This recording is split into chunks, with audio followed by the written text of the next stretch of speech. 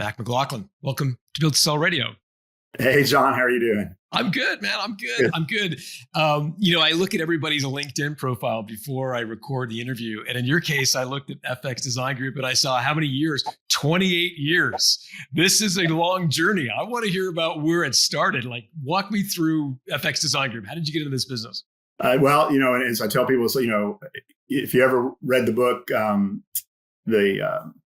now I'm going to forget the name of the book, but the Accidental Entrepreneur, right? That's me. I was a theater major in college and started my first business actually while I was in college. And over the years, it morphed into what became FX Design Group, but I was actually owned my own business of some sort for almost 40 years. So what does FX Design Group do? We design and build sets primarily for broadcast, local news, some network, sports, entertainment. And the new big market going forward for them, I think, is going to be corporate videos and podcast videos. Huge, Yeah, that's going to be a much bigger market over time than news was for us. As TV dies off. So if I'm visual, you think about a TV studio, you've got the lights, you've got the desk that the anchor sits behind, you've got the signage behind them. You guys would design all that? All that, we did the scenery, the lighting, design and installation, fabrication of the scenery, and got into a little bit with the technology, LED video walls, things like that. We worked with a couple different integrators to get those installed, but we'd kind of designed what the placement was. And for a time, we owned a graphics company, and we would do the graphics that would go in those and the lower thirds and all that stuff as well. So we were heavily involved in anything that made you look good on TV. And what was the business model? Like, was it, project based, or did you have any sort of recurring revenue? Like, how did that work? Yeah, no. And like I read your book, and like recurring revenue just wasn't a thing. I kept trying to come up with ideas to get it to recur. It recurred in that we had a lot of repeat customers. Mm-hmm. We were working within the owner groups, and they would, pass us from one station to the next, but none of it was guaranteed. There was no mailbox money from any of those residuals. And that was one thing we tried to get. We just couldn't figure an angle to make that work. But what does it cost to design a set? Like if I'm CNN and I want a new set, maybe that's a bad example, but maybe if I'm a local TV station and local TV, low end projects. I mean, if you go all the way down to podcasts, like, I'm watching you, it's like, John, I could work on your environment a little bit for you, and some lighting, and then I've watched some other episodes that could help some of the guests that you had on. I'm sure you low ends probably, for a podcast type studio, scenery, lighting, maybe 50 up to, network, ESPN, things like that, millions, right? But average project was about 250 to 500,000, give or take. Oh, wow, that big. Okay, yeah. So these are big jobs. Yeah. Are you personally doing the selling, Mac, or do you have when we get to how I was able to sell, I wasn't, but for 20 plus years, I was that guy, right? I was out on the front line doing the sales, creative director, managing the design team. And when we get to how I sold, I finally got rid of the hub and spoke. And that's what ultimately led the company to be sold. Was that mentality. Yeah. Hey, it's John. Look, if you're building to sell, I want to let you know about a resource you may find helpful. It's called the Value Builder Score, and it will evaluate your company in the same way that acquirers will look at your business. It'll give you a score on the 8 factors that drive the value of your company. You'll also get an estimate of value and things you could do to improve that value over time, whether you want to sell now or in a decade from now. Knowing how the movie ends, I think, puts you in the catbird's seat, gives you all kinds of negotiating leverage. So it's available exclusively through a Value Builder advisor. So talk to your advisor. If you don't have one yet, you can go to valuebuilder.com/score. Let us know what industry you're in, and we will connect you with an advisor who specializes in companies like yours. Just go to valuebuilder.com/score. We were talking off mic, and you mentioned that you went through a period where you tried to sell. Maybe just walk me through how big you were in terms of revenue or profit, whatever you're comfortable sharing at that stage, and what triggered you at that stage to want to sell.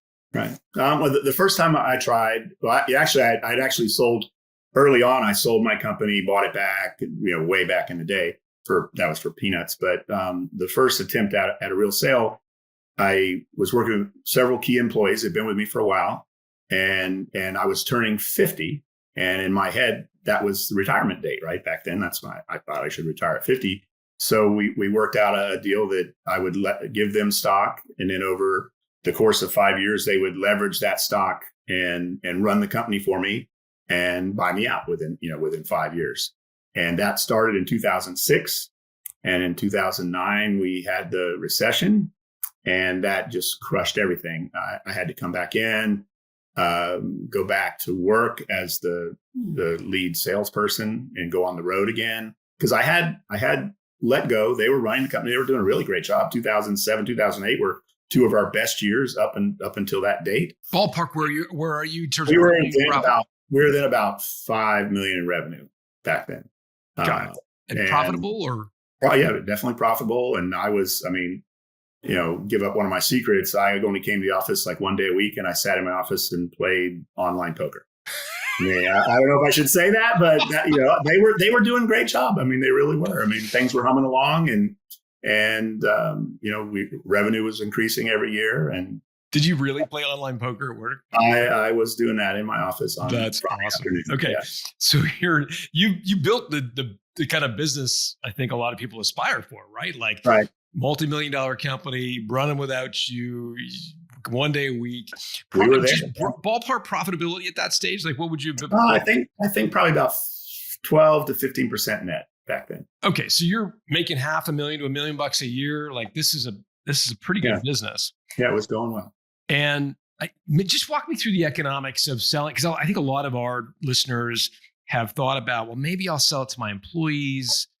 But they're a bit, and we hear about, well, the employees buy you out, but they have no money. So what was the economics of that? Well, that was a couple of mistakes I made in that I didn't have it all worked out.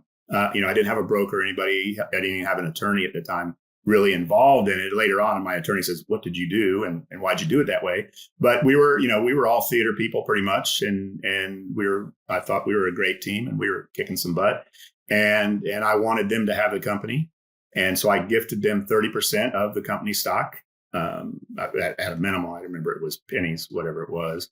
And then they were going to use that 30% and their ability to run the company over 5 years to go to a bank and buy me out. Thing I didn't have a price or a multiple up front in any of the documentation. So, it could have all fallen apart anyway if they decided, oh, you're only worth X and I thought I was worth Y, which most owners always think they're worth more than they are. But, fortunately or unfortunately, the recession came along, and it just, we went from 5 million, I think, down to 2009, 2.5 million. Wow. Yeah, it was a brick wall. And our company and most of the companies in our industry, it's kind of a 2 to 4 year cycle, especially in local news and that national news. Every 4 years we have the election, and leading up to that, they spend well on sets and lighting and rehabs and things like that, new graphics, whatever. And in the off years, they don't spend much. And in 2008, we're in a bubble. I think I mentioned to you, I was in Vistage, and everybody in my group, and starting in late 2007, they were screaming bloody murders. Like, we're, the sky is falling. We're not getting any work, and a lot of contractors and stuff. And I'm like, who, me? We're doing great. We're having our best year ever. And I wish I'd have paid attention to them more. But we were in that election bubble in 2008. And then in 2009, which is typically an off year anyway, after the election, it's going to slow down. But then the recession, that wall hit us, and it went almost to stop, zero stop in April of 2009. So, you weren't alone in that regard, for sure. I know. But you look back, and it's like all the signs were there, right? Everybody was talking about it. We were talking about it. I lived in a neighborhood, and they were adding 2 new phases. And my next door neighbor bought 5 houses in the new phase and flipped them before they even finished being constructed. Right? It was just going nuts. It's funny. I remember distinctly, I was in Miami. For some reason, I was in a hotel, maybe doing a conference or speaking or whatever. And I went to get a haircut, And I was talking to the guy doing my hair, and he's like, yeah, I've got to move out. I've got to flip this condo I just bought. I'm like, oh yeah, you bought a condo? And he's like, oh yeah, I bought them all the time. I'm like, well, how does that work? And he said, like once I reach 5% equity, I got to flip it, because I'm like, 5%? We wouldn't even give you a mortgage on 5%, but those were the days of 2007. You could craziness. fog a mirror, you could get a mortgage, right? Yeah. Okay, so go back to the deal with your former employees was, okay, I'm going to gift you 30%. Right. Then, if I'm understanding you correctly, you were proposing that they go to a bank and effectively borrow the money to buy you out. Right. And committing After their having equity against. for 5 years, right? We own 30%, let's say, well, by, 2012, we were doing 8 million in revenue. So had that continued, and they were still part of it at that point, 8 million, and we were doing almost 20%. They could have gone to a bank at SBA and probably gotten a decent loan. Okay. To do that. Yeah. And when you came back in the business to save it effectively in 2009, did you rescind that offer? Like, did you get that equity back, or did you continue to leave it where it was? We left it where it was, but 2 employees left in 9. Okay. And then there were 3 left. And then by, I think, 10 or 11, another 1 or 2 left. And then the last one, I think, left in 12. So, okay. And we switched it from stock to phantom stock. So they would still, if I sold within that time, they'd still get paid back for it. But then it just evaporated after that. So, but if they left, yeah, they would lose rights to that phantom stock. Got it. Okay. Yeah, and I really wish it had worked out. Just if that recession had happened, it would have been fine, I think. Yeah. Yeah. So where does that go from there? Because it sounds like there was maybe a second failed attempt, or well, not a failed, but so what I learned in the first one was to have the contract better lockdown, which I was friends and in business, and we should have had it a little more locked down. But 2, I turned over all financial control to the team as well. So I wasn't talking to the CFO, the CPA, and I was hearing what everything's going great, which it seemed to be. I'm hearing from my friends in Vistage that it's getting bad, but I didn't get any red. The CFO didn't call me up and say, "Hey, Mac, things are going bad." So I'm okay. I'm in my office on Fridays doing what I was doing, and so that the one thing I learned from that is going forward, I always have to be the person talking to the CFO. Right. They can't report to anybody else. They can sideline report to somebody, but they couldn't. They had to direct report to me and give me in fact, the new CFO I brought in, he put together this I don't know, a spreadsheet for me, but the way he boiled it down is I could look at one number, and we did it every week after that. For the rest of the time of the company, I could look at one number out of that spreadsheet, and like 10 pages of stuff that they put all together. I could look at that one number and go, we're okay. What was the number? It was a combination of our revenue estimated over the next 6 months, because we were working on projects. We assigned each project based on its where it was in the pipeline, a percentage to close number. So I had 6 months of revenue looking out, money in the bank, receivables, and those numbers combined into one number to say, I'm okay. I'm okay for the next 30 days, 60 days, 90 days, 6 months. And it held true after that. But kind of almost like a quick ratio of some. Yeah. And it wasn't any standard form. It was something we cobbled together that made sense to me. And funny thing is, I've talked to a lot of business owners since, and a lot of them don't know that number. They don't. It's pretty scary. And just to be clear, in that regard, were you counting projects you expected to close, like were in the sales pipeline but had not closed yet? Yes. Or were you only counting on projects that you had committed, like signed contracts with? No, we were counting both. The contracts, receivables, and future contracts. And we got pretty good at estimating this one's going to close. Once it got to a 75% or better number, it typically closed. So we had them all in, at any one time, there might've been 100 projects in the pipeline. Yeah. And they had a score from 100 that closed down to, zero, just sending stuff out. And if that number accumulated, if on average 50% of them closed and there was 10 million in the pipeline, we knew over the next 6 months or so we had 5 million coming in. Yeah. It's great when you have that sort of projectability and longevity, because you'd been in the business for long enough. You kind of knew what was fake and what was real in terms of the pipeline. Yeah. So that's super helpful. And that's kind of what got us in 2009 is we had some big projects in the pipeline that just folded up their tent and went away. I mean, that was, black swan. You couldn't predict that happening. So yeah. So where does the story go from there? So you resuscitate the business. How big did it get before you decided to sell? Well, so in 11 and 12, met with a local broker, probably because I met with you. Remember, in 11 we met in Chicago, and then in 12 you had your I guess your first kind of built to sell webinar in Vegas, and I went out there with John or with Alan and Bob, and went through your initial training. It was before you had Value Builder, and so I had all the parts. So we, met with a broker. He put together a package. And what I realized then, now knowing Freedom Score, I don't know if you called it Freedom Score back then, but knowing what I needed to survive, live comfortably at the age then, what was I, 60? No. Yeah. 55, 56, whatever. Yeah. That it was going to be a multiple of maybe 4. And that wasn't going to be enough. And I think it's a trap that a lot of small business owners fall into, whether trap or not, is like, well, if I'm going to get 4 and I'm 55, if I work 4 more years, I still have the business. I've got all that money, and then I'll go back at it again. And then you get there and it's 4 again. It's like, well, then I'll keep working, next thing you know, you're 67, 70, 75. Cause the last thing I saw you did on baby boomers, the 70 plus boomers are saying we're going to exit in 4 to 5 years. It's like, it never stops. You just keep pushing that up the hill. Right. So, and that's the thing is it wasn't enough, and I was still young enough, and the company was running well.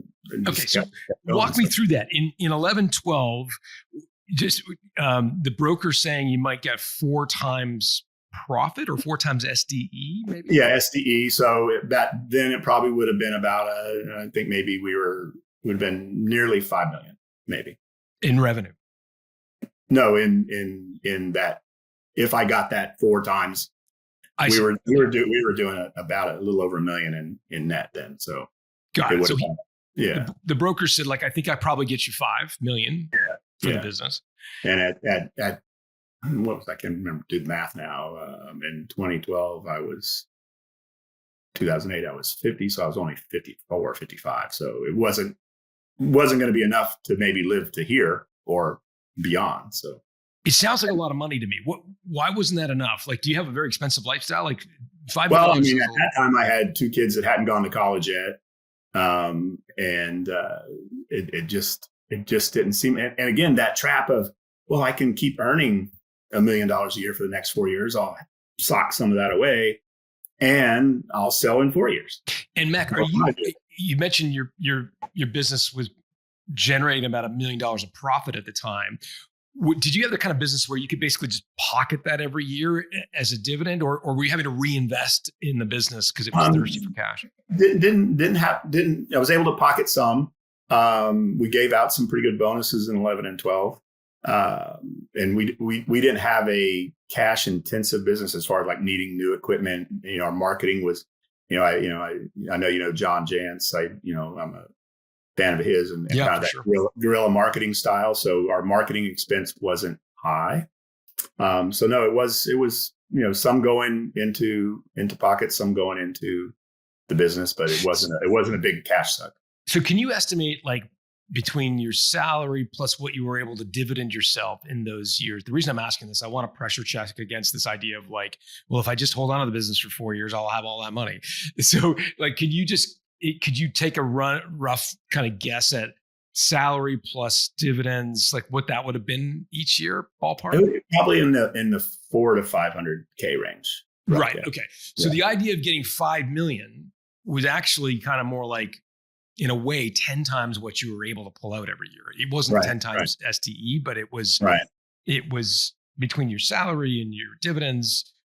It was it would have taken you 10 years of owning the business to make that amount of money. But at the time, if I'm understanding your headspace correctly, it was like, well, if you're only going to get me 4 times STE, like I'll just hang on to it. Right. And that's, I think you were even talking about that in your last webinar about the myth of the number there with the taxes and stuff. I guess it was one of the other podcasts the guy was talking about. Like he was looking to sell his business and if you do the math right, you really, like you say, maybe I was getting 10x, but but on paper it looked like 4x. Right, because the brokers thought, well, maybe I'll get 5, but then you've got to take his or her commission, right? And then there's tax, and you're down to something quite a bit south of 5. But got it. Okay, so you say, well, screw it. I don't have enough so I'm going to just continue to run it. What happens next? Where does it go from there? So going forward, we had a couple of off election years, struggled a little bit. So, that should I have sold? Well, maybe, but hey, we didn't. 2018, I got an offer for my building. I wasn't in the market to sell the business at the time. I got an offer for my building that was too good to resist. And it was much more building than we needed because we were in like 60,000 square feet. But that was from the days when we did live events. We stopped doing live events in 2010, but we had probably 30,000 square feet of stuff in storage. So ended up selling the building in 2018, downsizing to a smaller building. We went from 60,000 square feet for us to 20,000 square feet for us.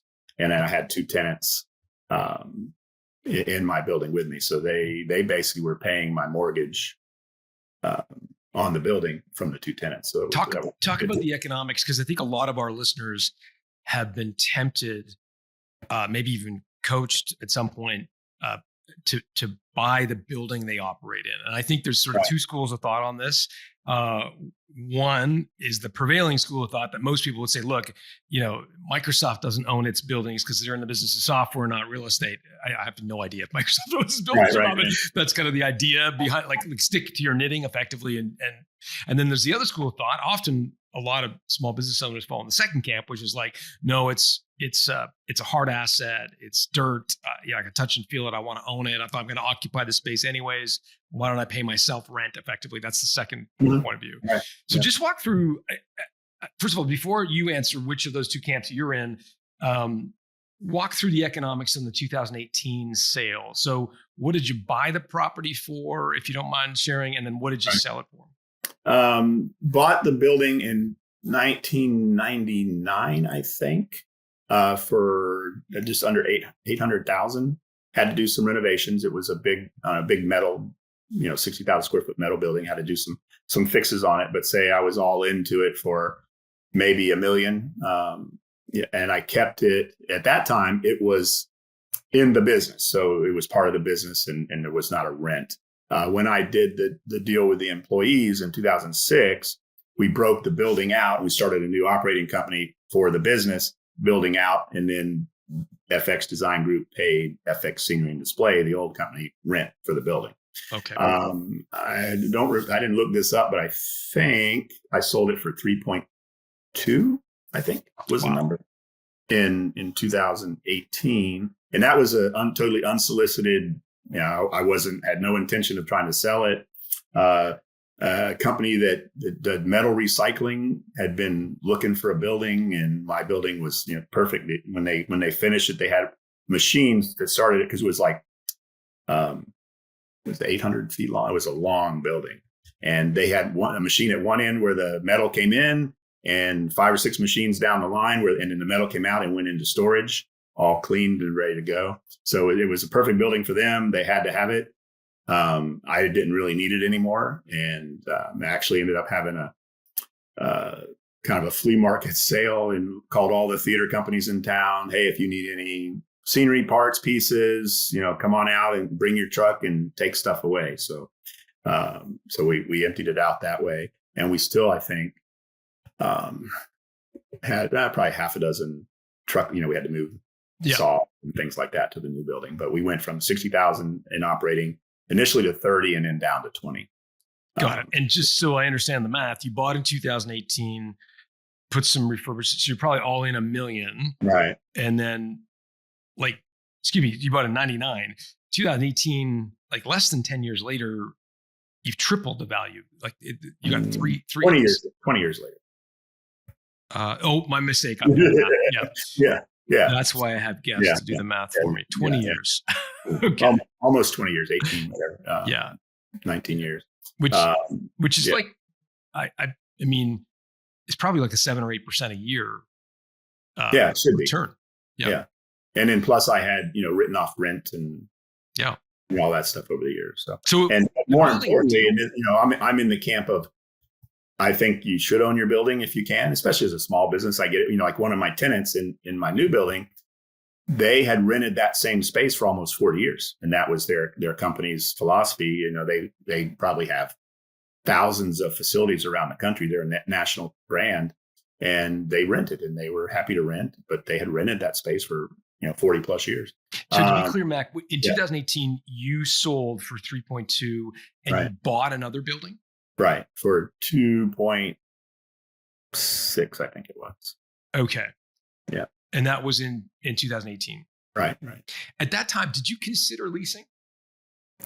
I mean, I looked at all those options because it was kind of in a rush. I only had 90 days to get. I mean, actually thought of trying to sell the company at that point, but we had too many contracts to go, and there didn't seem to be anybody interested in. I met with a couple of subcontractors to see if there was any interest there. Talked to a broker.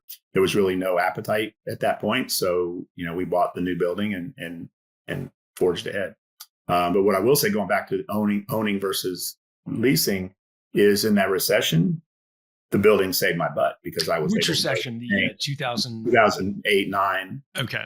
I was able to go to the bank, take out a second mortgage on the building to cover our expenses in 9 and 10 until we got our pipeline filled back up. So it was a great asset for me then anyway. Mm-hmm. So not only do you get paying rent, I had nothing. Right? Yeah. Not only do you get capital appreciation, you're paying yourself, but also you can use it as a bit of a lever with banks because it's dirt. It's a depreciating asset. I wouldn't have had it any other way. A depreciating and depreciating meaning the structure is depreciating. You're depreciating it as you go over time. I see. But but it's appreciating. Value. It's going up in value every year. Whereas if I had been renting those 20 years in the recession, I think I'm trying to remember what I got. It was like $300,000-$400,000, right? Just to tide me over. I probably couldn't have got that money. We might have folded up. So 2018, you buy another building for $2.6 million, and you're continuing to grow FX at that point? Or are you still trying to sell it, or where are you at? I wasn't trying to sell. Talked to a few people about some things, and then then COVID hits, right in 20, and fortunately for us, the lockdown, everybody's watching news again, so. We year over year, 19, 20, 21, 22, 23, year over year, we had revenue increase. And we got back up to 7 million in 23. And the other thing that happened for COVID, and this is going back to the value builder hub and spoke. The other thing that happened after the recession is I grabbed everything back in, right? Instead of I can't sit in my office, I have to be frontline. So I knew all my employees, I knew all of my contractors, I knew all of my clients, and was frontline. So that was one. When I talked to a broker in 18, he's like, "Well, you're too engaged in this company for there's who's going to replace you in the company." So the great thing about COVID, if there are great things, is several, we were subcontracting about 50% of our fabrication out to other shops in the area and some nationally. And one of those shops closed the very first week of lockdown. I got a call from their shop foreman. Hey, we're locking down. Everybody's leaving. If you want what we have on the floor of yours, come grab it. And through that, I was able to hire 3 employees, one of them being a key employee who had been president of that company.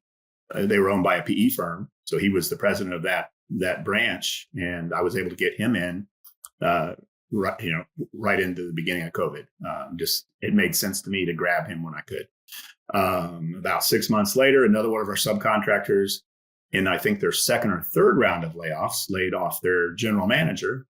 And I was able to bring him in. And he'd actually worked for me before back in the 08, 09 world. And so you're building your team up with A players on a discount. Yeah, at a discount, and so by 21, 22, and plus COVID, I was working from home. I didn't go in very often. I wasn't playing poker online, but I didn't have to go to the office. I remember how long it was really great. I mean, the team was good. What we did initially, everybody had a garage, the fabricators, and we had one guy, and he would deliver stuff to their houses so that they could build stuff at home, right? And I don't know how long that lasted, maybe 3 or 4 months until whatever, was lifted and we were able to go back in. And when we went back in, only the shop went in. And again, they have a lot of space. They're in 20,000 square feet. There's 8 or 10 of them, whatever. So there wasn't an issue of being too close. Yeah. But everybody else stayed home, right? None of the office folks went. I think a couple that just had that, I got to be in the office. A couple of them went in to do stuff. So I think that release from that allowed me to let go a little bit. Mm-hmm. And we did a lot of Zoom, our meetings on Zoom, and everybody knew what they had to do and what needed to be done. And they did it. And so it was a great team effort to get us through that. But from the outside looking in, the guy who eventually bought me was one of our subs throughout that. And he saw, Mack's at home and the company's running and he's got these great guys and he was building stuff for me and I was marking up what he was charging me. So I think he saw the math there. It's like, well, so I think that's what intrigued him to buy me, because I actually went to him. I wanted to do a roll up with him. He had done primarily live events, trade shows, interiors, and he got hit hard by COVID. I mean, I want to make sure I'm following the story. So the subcontractor is, so you would get a contract with the TV station. Mm-hmm. So, okay, for $500,000, we'll make you a beautiful new set. This subcontractor, what did he or she fulfill? The fabrication. So we did internally, we did the design, the project management, the lighting design, the lighting fulfillment, and then we subbed out to, a handful of shops to do the actual fabrication. We kept some. We had 6 or 8 guys in our shop. Okay. So my goal then, after 18 and into COVID, was I didn't want to overextend what we could do in case stuff happened again. Yeah. But knowing that we're always going to do, say, 4 million, just always going to be able to do that, kept that amount of people in, and then everything else above that we fabricated outside. So we didn't have, because in the past, at one time we were 75 people back in, and at the end when I sold it, I think we were at 25. Wow. Okay, so a lot more efficient. So you had $7 million in revenue, similar profit, like 10-15%. Yeah, I think at the end there's about 12. About 12% on the bottom line, and 25 employees. And so you've got the sub who's making the desks and the sets for you. Right. And he's seeing that Mack's got a pretty good life here. He's not working too hard and he's doing well. Right. Take me through, so you remind me how this played out. So what was the next step? Because originally you'd reached out to the subcontractor, I think under the auspices of buying him. Wasn't that the case? Well, what we did is we had a breakfast, like I was telling back up. So he primarily built trade shows, interiors, and that really died during COVID. And so he was struggling a little bit, but I could see that this is now early 22. Things are starting to come back. Mm-hmm. And we got along really well. So I thought, hey, let's roll up. Between us, we'll be, closing on maybe 15 million. And now we can talk about a decent multiple if we're doing, 15% at 15 million. Now we're talking about maybe 6 or 7x, right? Right. So we had it was breakfast or lunch, sat down, and I brought, Gary and Johnny with me. So they knew what I was trying to do. And it's like, hey, let's roll up, let's merge, and, work out, who owns what and that kind of thing. And I don't know that he said it right then and there, but maybe within a couple of days, he called me back and said, Matt, I'd just rather buy you. I would, he's younger. He's about 10 years younger than me. FX is kind of sexy. I mean, a little bit, right? And I think he saw it as something really cool. And so that was in April of 22. It took us a year back and forth, plus staying, we were very busy too. It took us a year to close, but we closed in May of 23. Okay, walk me through that. So he says, I want to buy you. What's your first reaction? Okay, make me an offer. And did he make you an offer?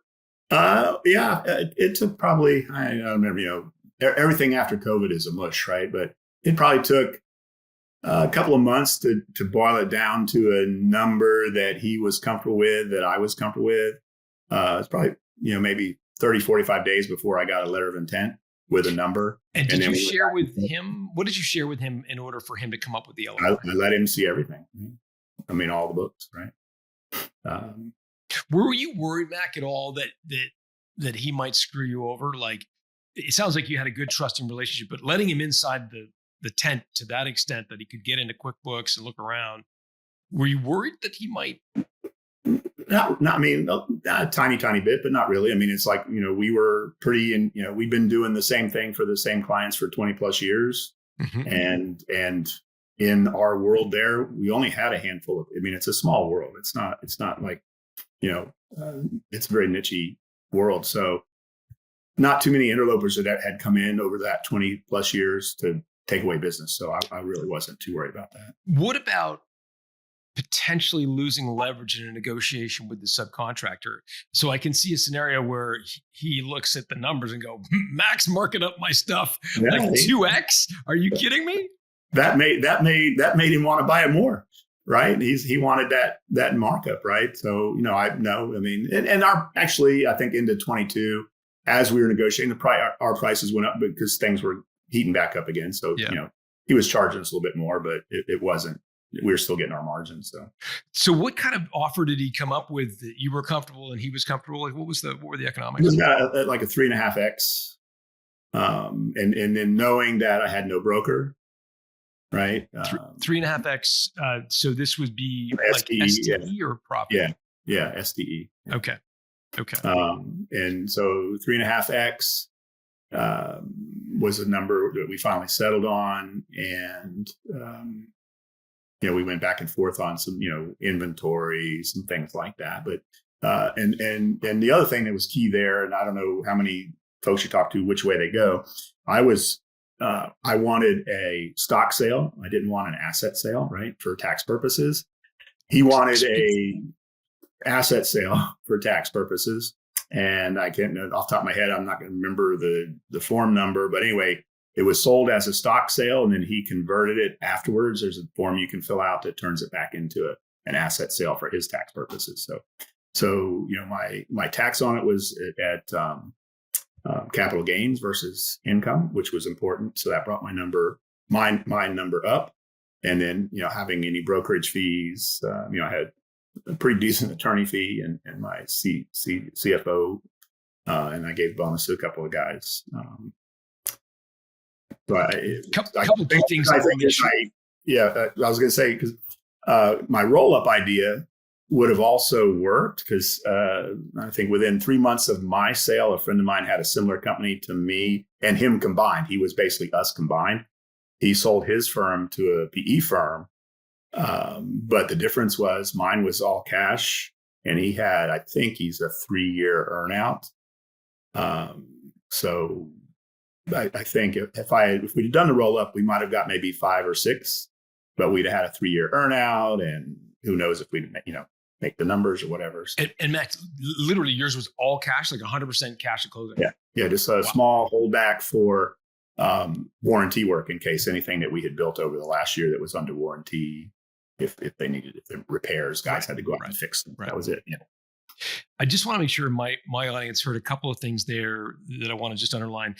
One is the difference between SDE and EBITDA, as an example. They're two similar things, but SDE is like the entire sort of benefit you derive from your business. So salary plus the profit of the company. And I'm butchering it and simplifying it for the purposes of this recording. So we'll put a definition of SDE and EBITDA in the show notes at Built to Sell if you kind of want to go further there. But think of them as sort of variations of profitability with some slight nuances that you should know about. The second thing I wanted to is seller's discretionary, right? So your total income from the business. So some people, and I wasn't one of them, but a lot of people put everything on it. They put their car, their phones, everything. I was always leery of that, so I never had a car in the business, that kind of stuff. But still, the seller's discretionary. And another key thing, I've learned is a lot of, especially smaller business owners that are full hub and spoke, they try to get their full salary back as SDE, and you can't do that because you've got to be replaced.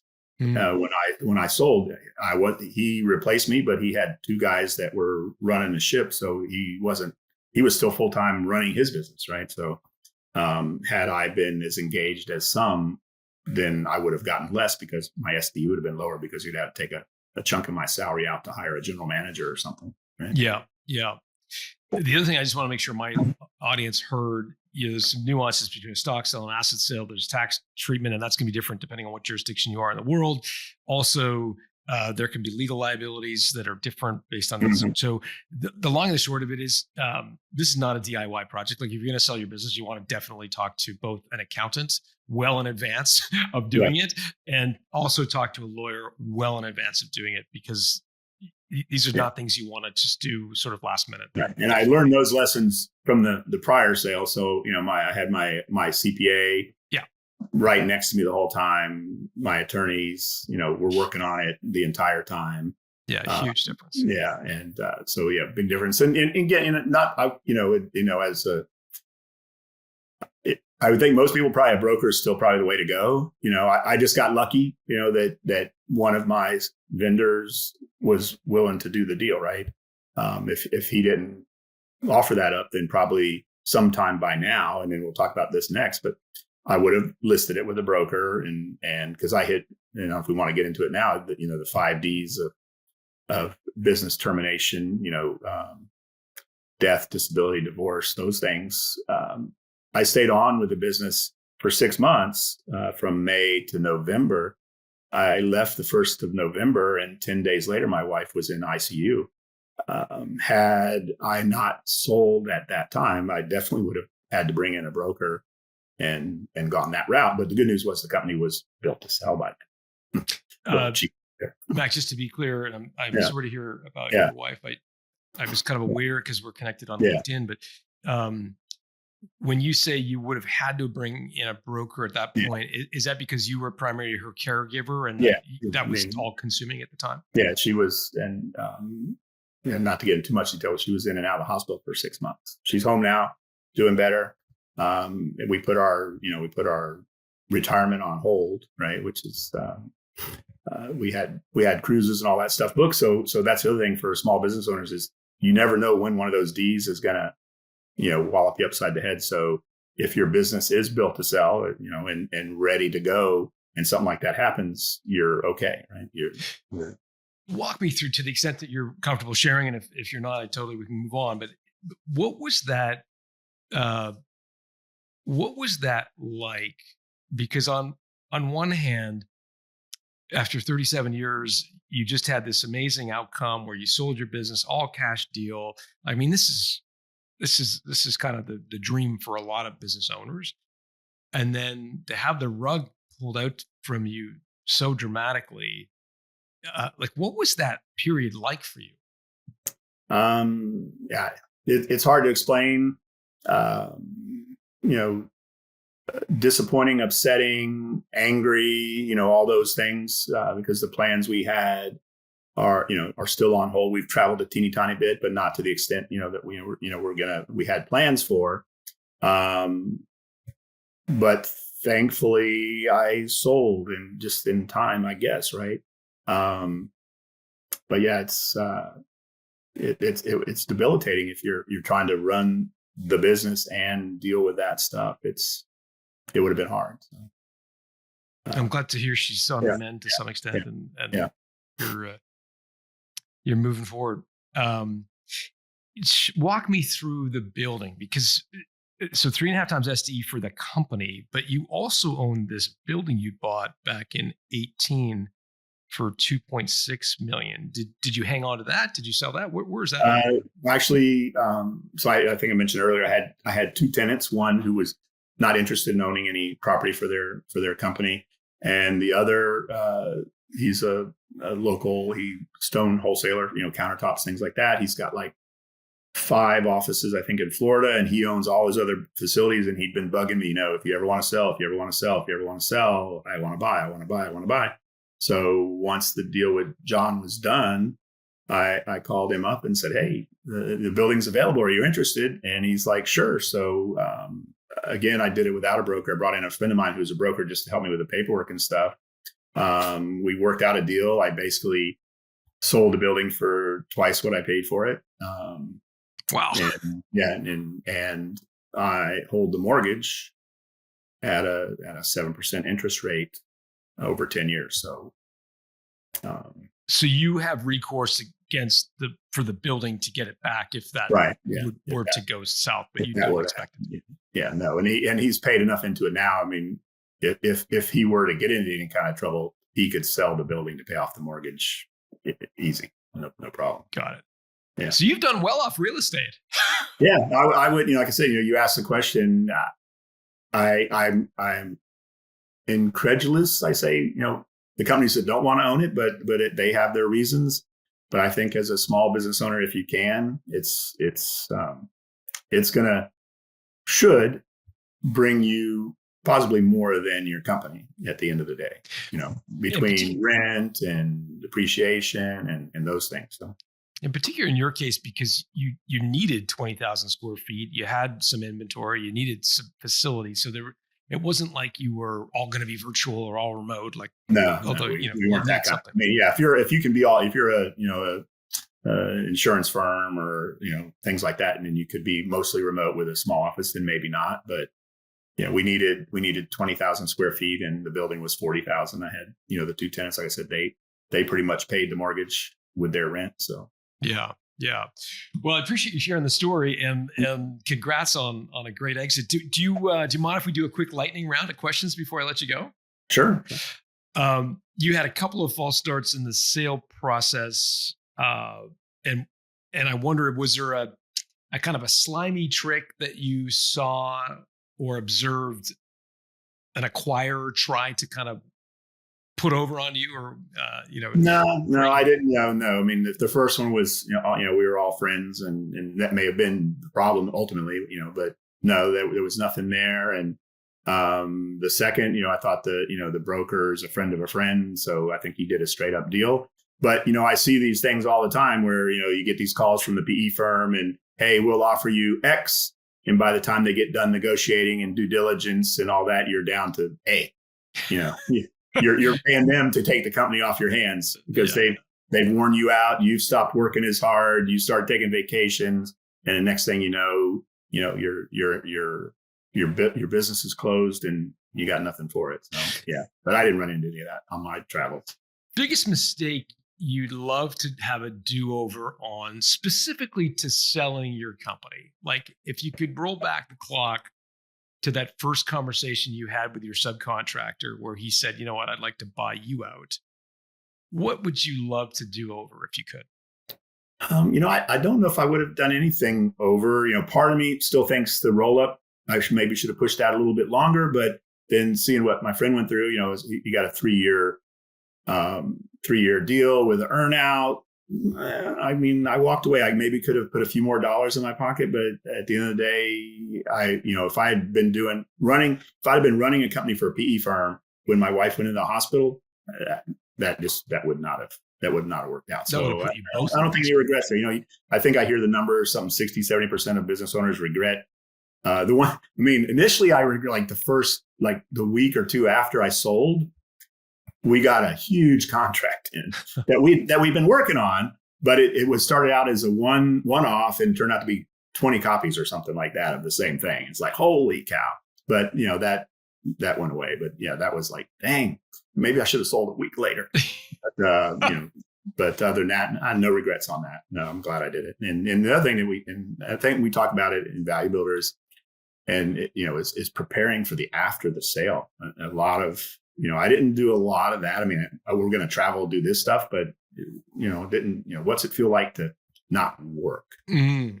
Yeah. What did it feel like for you? It sounded like you're pretty preoccupied with everything going on. After the sale, we're in the hospital, and middle of December, one of my former manufacturers of our lighting that we sold asked me to come help him, sales and marketing. So I went in as like the fractional CRO and helped him for 6 months. And I really enjoyed that. It was like all the fun of running a business without any of the pressure of, sleeping at night. So when I finished that, I signed up for, Value Builder and became a Value Builder, and then got my SEPA and did some stuff with John Jantz at Duct Tape Marketing. So I've set up to be a guy that, and I haven't decided what yet, either help baby boomers exit or help young people buy companies, because we're going to have, they keep talking about the silver tsunami. And I think, COVID kicked the can down the road a little bit. Everybody had to go on hold to sell, but baby boomers are all 60 to 80 now. They've got to be itching to sell and get out. And, if I were 25 right now, it's like, the world is your oyster, virtually just, pick a industry you want to be in, and there's a company for sale, and the SBA will loan you 80-90% loan to value. And we had the guys who run the Harvard program on entrepreneurship through acquisition maybe a month ago, and we'll link up to the show notes. But there's a great sort of opportunity, I think, for young people to get involved in ETA. Yeah, it'd be awesome. What was the well, I think I know the answer, but I want to ask just to get it on the record. What was the most the kind of emotional low point for you in selling?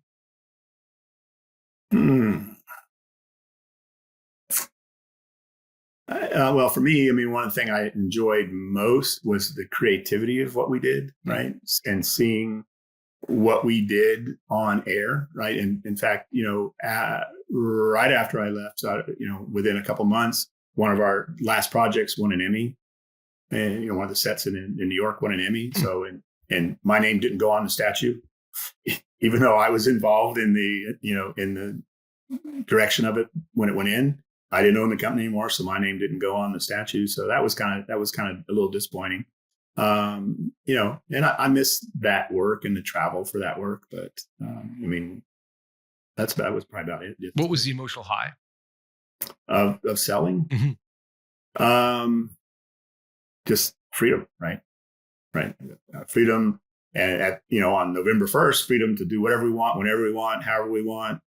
That thing changed, but hopefully we'll get back there. Yeah. Were there resources that you turned to for advice? You've already been generous about Built to Sell, so I'm not looking for a plug on the book, but was there anything else you could point our listeners to that they might find helpful? Yeah, some of the books I used, Built to Sell was one, Good to Great, the hedgehog principle from that. Yeah. Blue Ocean Strategy, always trying to be, in a new market or a new way in an old market versus the bloody shark pool.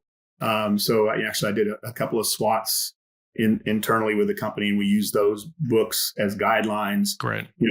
What do we want to do? Who do we want to be? How do we want to do it? And, it really took off. So I think, those were probably the three books that helped me the most. Great. Yeah. Blue Ocean, great, Standby for sure. And Good to Great, obviously. Amazing. Give John a plug, Duct Tape Marketing. I always, he wrote that in 2007 and used that as a guide. We did all our marketing internally. We never hired any outside marketing folks. So. Amazing. Amazing. Last but not least, I know you have had to put some of your celebrations with your wife on hold, but was there a trophy that you bought yourself to commemorate the win? No, the trophy was going to be Winnebago. Ah, okay. Right. That was our, we wanted to hit all the national parks and stuff. So that's on hold until we can go. But that was going to be the trophy, was just, travel, a Winnebago, just to tool around the country. Well, I hope that comes to fruition, Mac, because I think that would be an amazing physical sort of thing to remind yourself of the win. Where I know Mac people are going to want to reach out. Is there?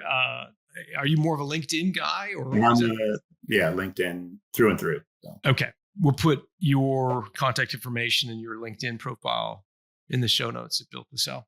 Mac, thanks for doing this. All right. Thanks, John. Good to see you again.